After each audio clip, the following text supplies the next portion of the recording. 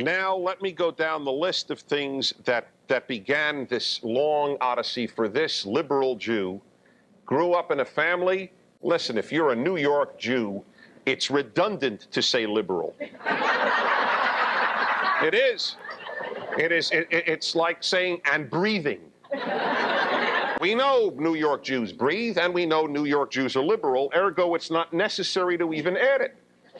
And so I was raised in a Jewish liberal home. That's just par for the course. Adlai Stevenson was, it was God, Moses, Stevenson. That was basically the way it was in our home and in other Jewish homes.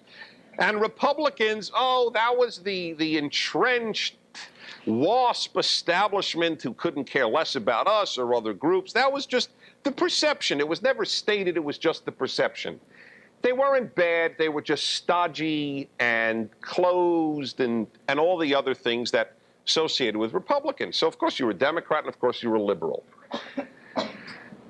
My odyssey away from this, although I still believe that I am the liberal in the truest sense of the word, as many other Republicans, I might add, are, I think that liberalism has departed from, contemporary liberalism has departed from liberalism. I haven't.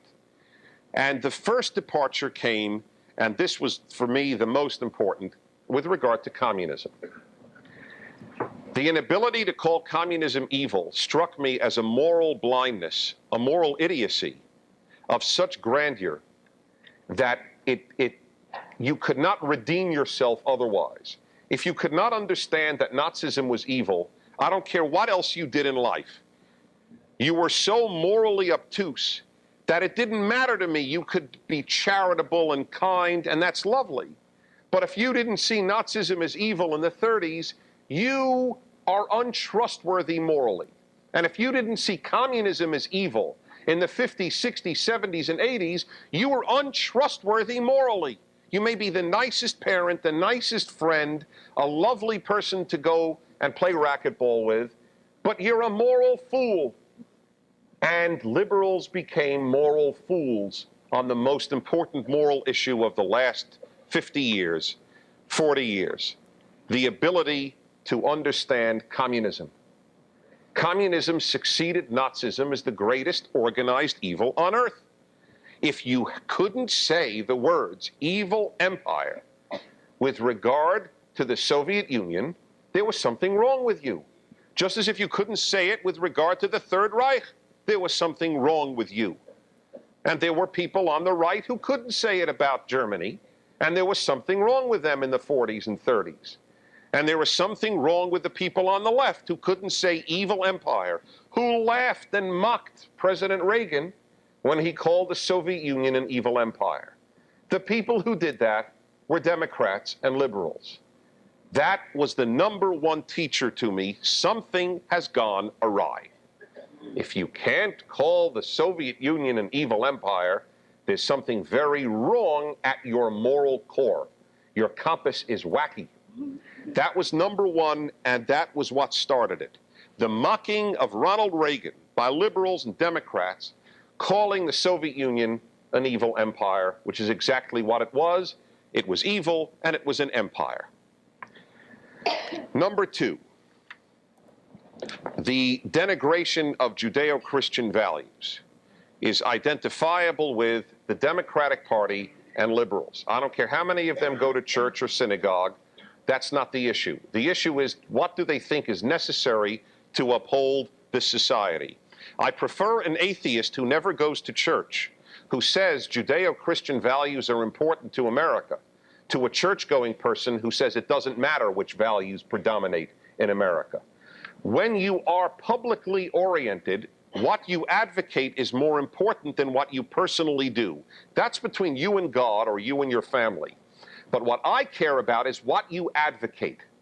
The fact that Ronald Reagan didn't go to church all that often never bothered me. He understood that what society needed was a commitment to Judeo-Christian values. What he did is his business, and God will judge him as God wishes. I am not God. I am another American who worries about American and the society in which my children are being raised. And I state with absolutely no apology that those are the values I want to be continued in this country. I am fearful, I am scared silly of the death of Christianity in this country. And the beauty is I get away with saying it because I'm a Jew.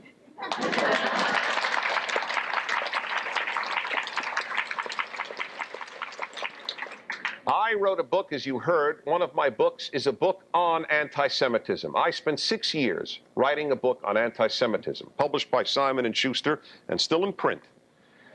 And I can tell you all about Christian anti-Semitism in the Middle Ages. I wrote a book on it. But I don't live in the Middle Ages.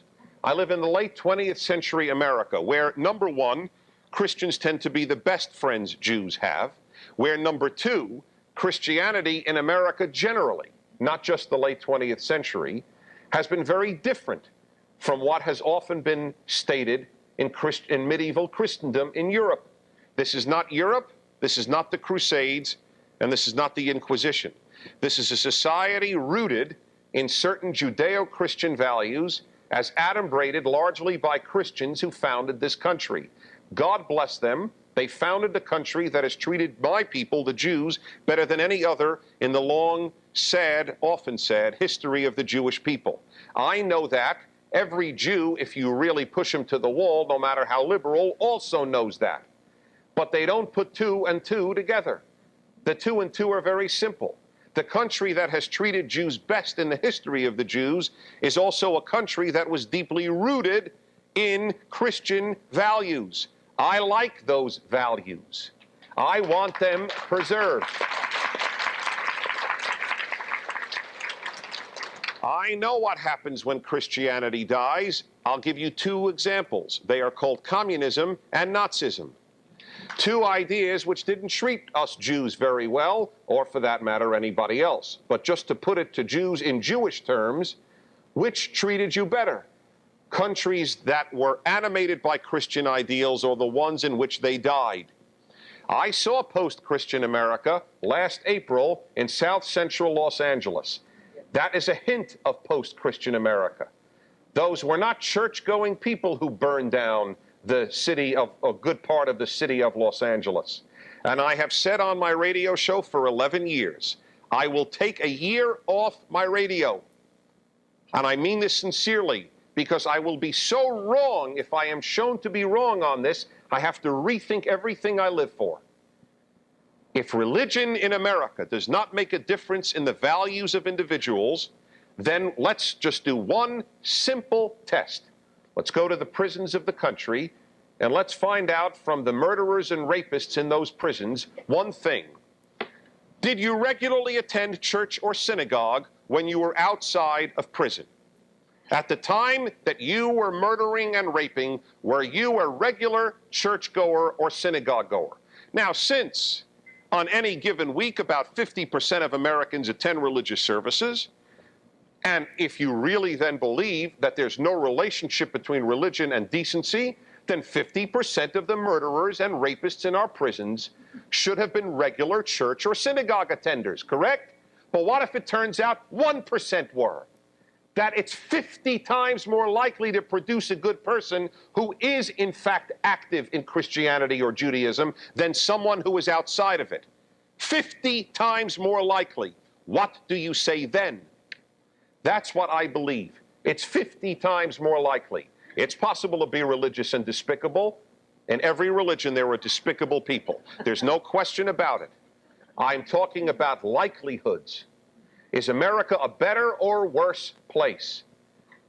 Because of, for example, the liberal democratic belief that the 10 Commandments cannot be posted on public high school walls. Are we a better country or a worse country thanks to that liberal policy? I submit we are a worse country, that you cannot put that up on a high school wall.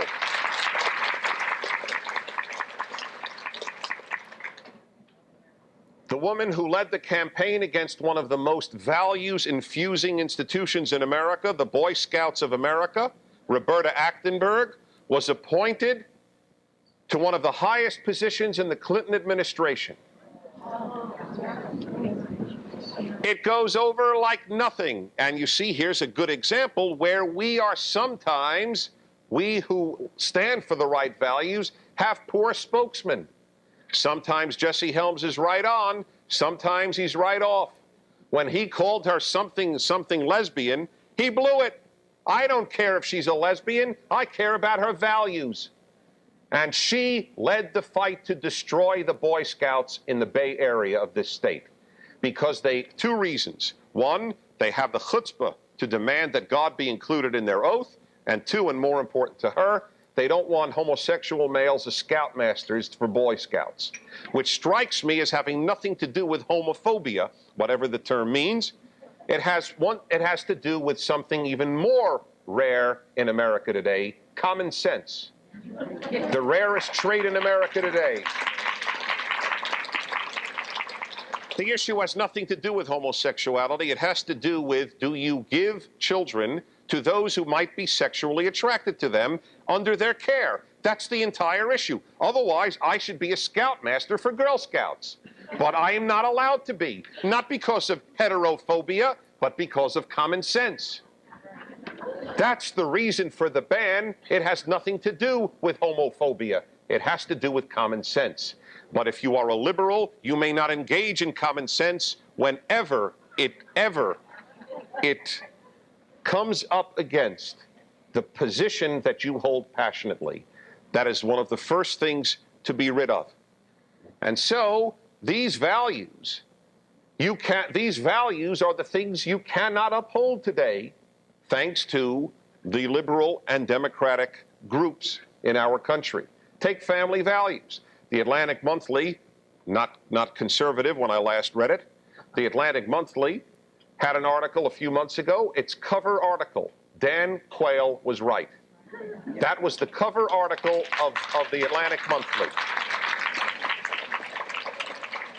Written by a woman academic who said, what is the big deal? He said something that is so obviously true. It is best to have an intact father and mother raising children. Why is that considered fascist? Why is that considered wrong? Liberals have made the most basic value sound evil. One liberal writer in the Los Angeles Times wrote, family values is a right-wing euphemism for male-dominated, sexist, racist ideas. And that's how they look at it. That's what family values is. The idea that a father and mother should raise children is now fascistic. That is what liberals have done to a very simple, common sense idea. Liberals and conservatives can differ on many things, but it is amazing that they would differ on that. The data are overwhelming. That's the best way to raise a kid. That doesn't mean that a single parent can't do a good job. It means it's much harder to do a good job. It's tough to raise kids if you have everything going for you.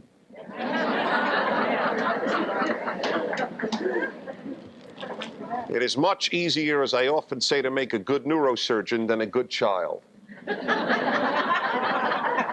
We devote far more efforts to making good neurosurgeons, and that's what we're having. We're having a lot of good professionals, but not a lot of good people. It is with great pleasure that I present to you Dennis Prager.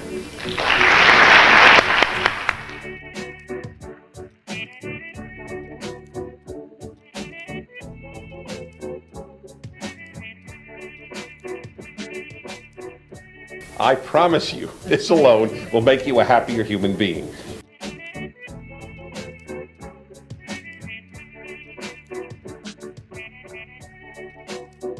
Are you kidding? The combination is terrific. I have been granted the greatest possibility in the world. To touch a life is the greatest joy a human being could have. Given that it is a bit warm, I'm going to take my coat off. Is that all right? Thank you, thank you. Why exactly did you applaud? That is, never quite follow that.